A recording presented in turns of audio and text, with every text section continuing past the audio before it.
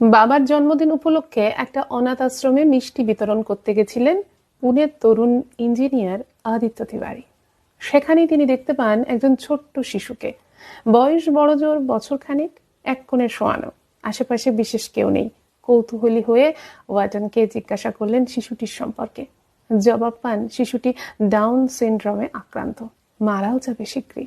সেই শুরু। তারপর থেকে নিয়মিত আদিত্য যাতায়াত শুরু করেন সেই অনাথ আশ্রমে। ও হ্যাঁ, বলতে ভুলে গিয়েছি, শিশুটির নাম অবিনাশ। ক্রমে বন্ধুত্ব গড়ে ওঠে তাদের। অবিনাশের প্রতি আত্মার টান অনুভব করতে থাকেন আদিত্য। তিনি দেখেছেন অনাথ আশ্রমের খাতায় অবিনাশের কোনো নাম নেই। তারপরেই অবিনাশকে দত্তক নিতে উদ্যোগী হন তিনি। যদিও সে পথ নেহাত সহজ ছিল না। পরিচিত অনেকেই বারণ করেছিল, বাধা এসেছিল অন্যান্য মহল থেকেও, কিন্তু হাল ছাড়েননি আদিত্য। দত্তক নেন শিশুটিকে। তারপর সন্তান স্নেহে বড় করেছেন তাকে। অভাব বুঝতে দেননি মায়ের। এমনি গল্প আদিত্য আর অবিনাশের। শিশুটি এখন খেলতেও যায়।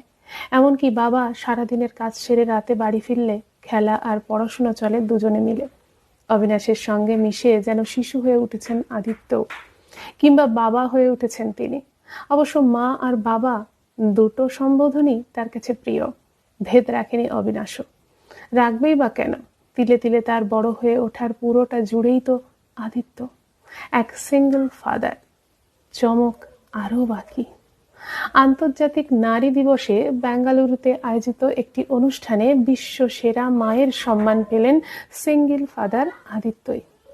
এই সম্মান যেন এক অর্থে মায়ের প্রকৃত সংজ্ঞাটিকে হাজির করল আমাদের সামনে।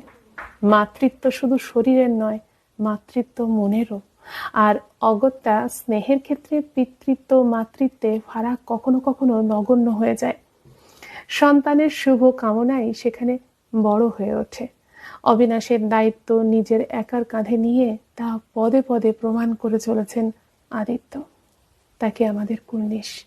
এত সুন্দর মধুর ভালোবাসা সমাজের বুকে ছড়িয়ে পড়ুক। নমস্কার।